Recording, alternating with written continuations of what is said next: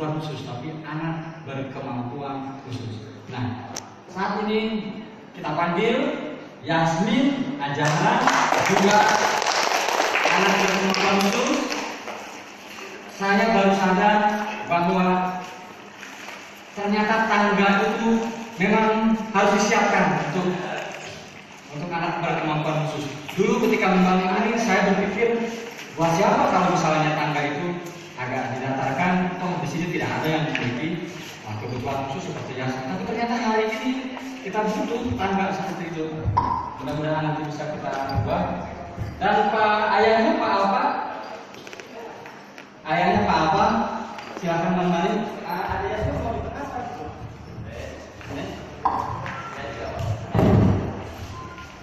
Nah, teman-teman, Yasmin ini oleh Kementerian Pendidikan dan Kebudayaan di Direktorat Jenderal Pendidikan Pelayanan Khusus dinobatkan sebagai Duta Literasi Anak Berkemampuan Khusus. Kenapa? Pertanyaannya kenapa? Adik-adik semua yang duduk di depan harus termotivasi karena Yasmin ini sudah menulis 3 novel. Tepuk Saya kepada Yasmin, silakan Yasmin, sudah pegang mic-nya. Yasmin bercerita, nanti dibantu juga sama ayahnya, dan boleh bertanya nanti sekitar dua orang penanya, tanya apa saja sama Yasmin. Silakan Yasmin, perlu dipandu pertanyaan dari saya atau bercerita sendiri? Oke, silakan Yasmin.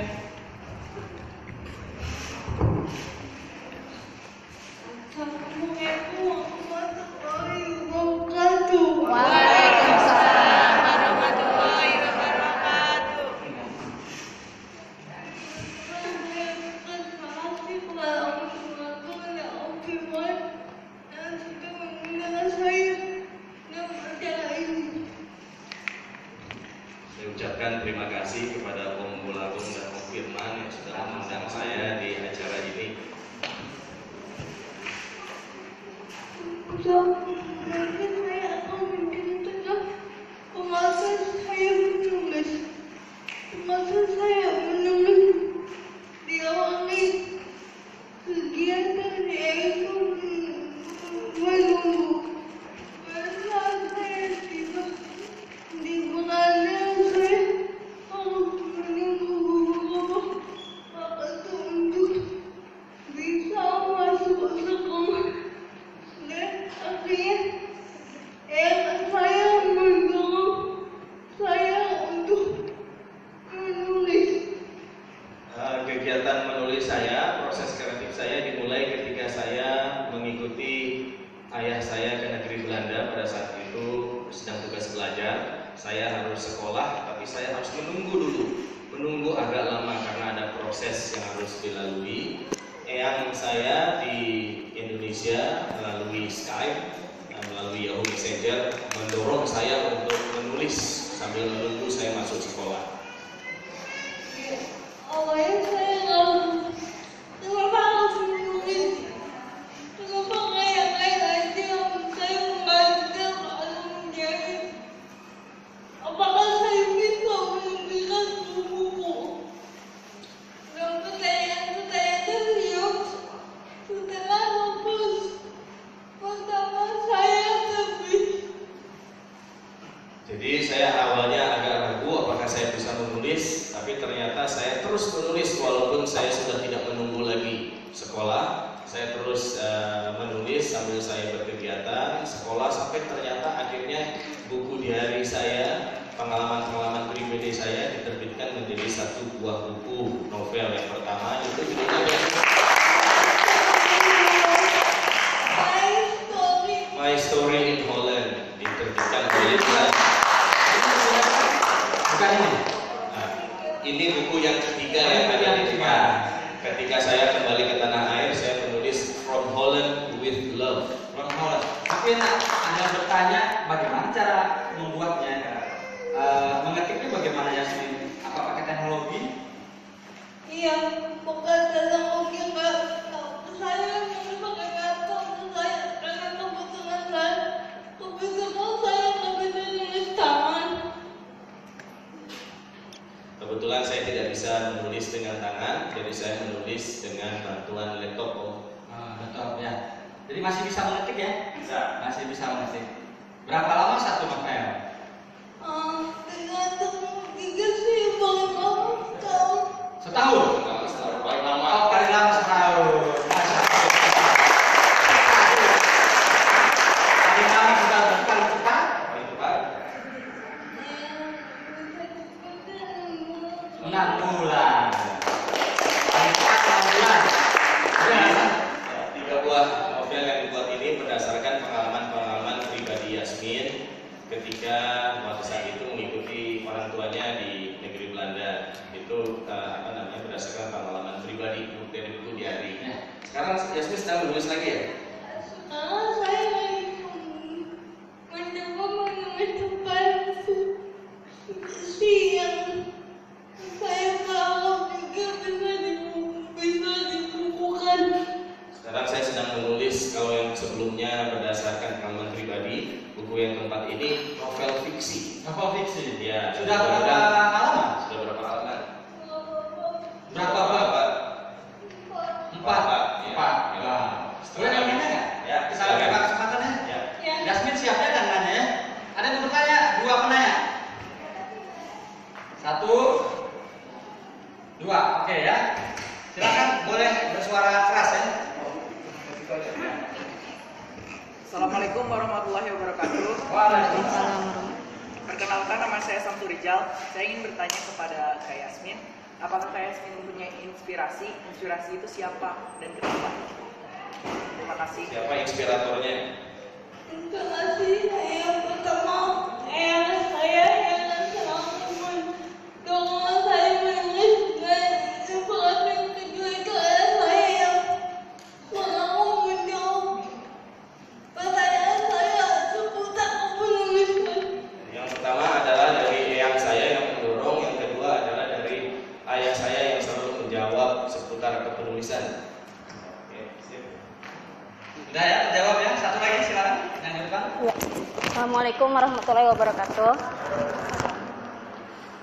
Saya terharu ya, ingin tahu gimana cara Ibu Dek Yasmin ini, gimana mendidiknya supaya bisa begitu semangat gitu, punya semangat. Jadi gimana sikap mental ibu dan ayahnya ini?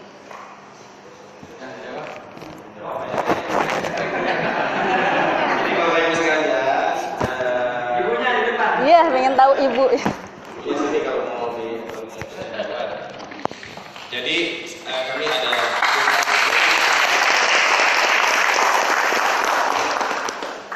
ada putra putri 3 dan Yasmin ini kebetulan yang tertua dalam suku, yang 2 laki-laki, ya tidak berkebutuhan, tidak berkemampuan khusus, ya hanya Yasmin yang berkemampuan khusus dalam mendidik seperti biasalah, seperti biasanya keluarga. Kami tidak berusaha tidak membeda-bedakan, jadi berusaha tidak membeda-bedakan walaupun Yasmin ini berkemampuan atau berkebutuhan khusus, walaupun dalam praktik sehari-hari tentu kita memberikan ekstra lebih, ya, ekstra perhatian kepada Yasmin, tapi dalam treatment sehari-hari seolah sama semuanya, tidak jadi masalah.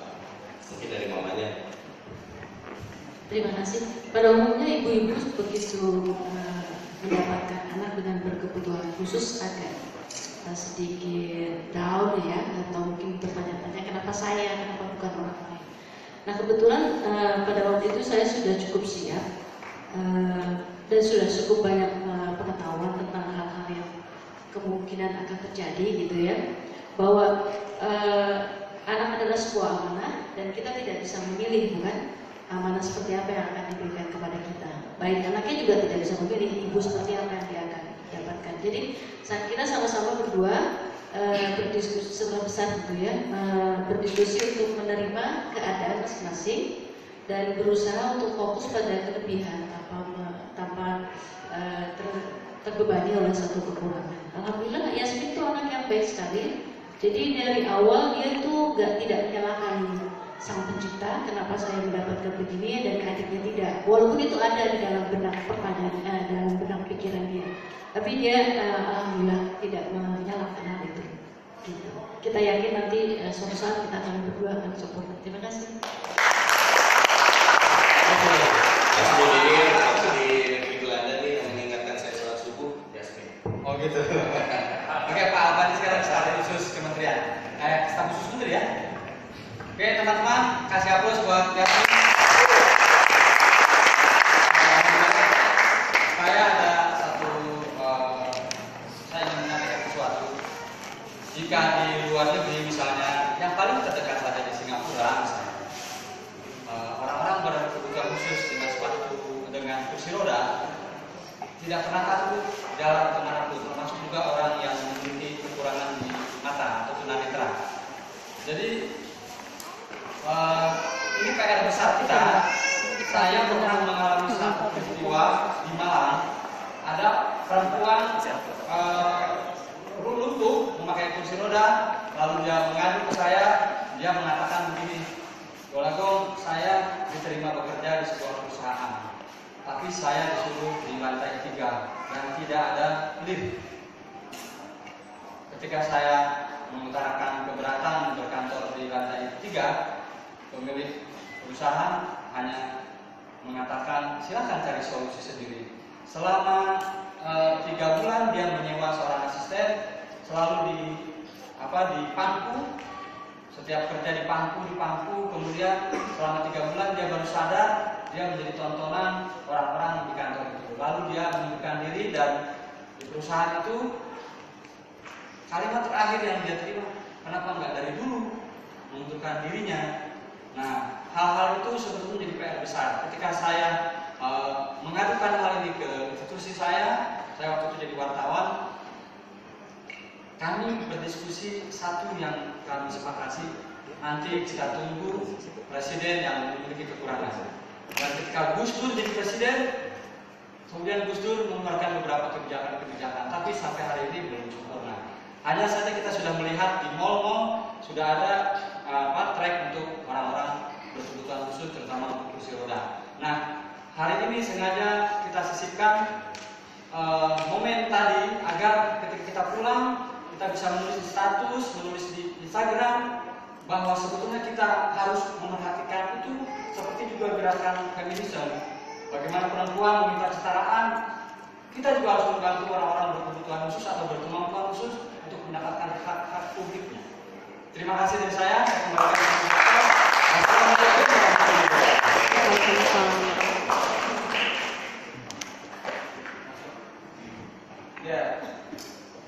Ya, Mas Go mau kemana? Katanya sekarang diskusi KPK. Iya, yang maju Mas Golagong juga. Saya dulu ya.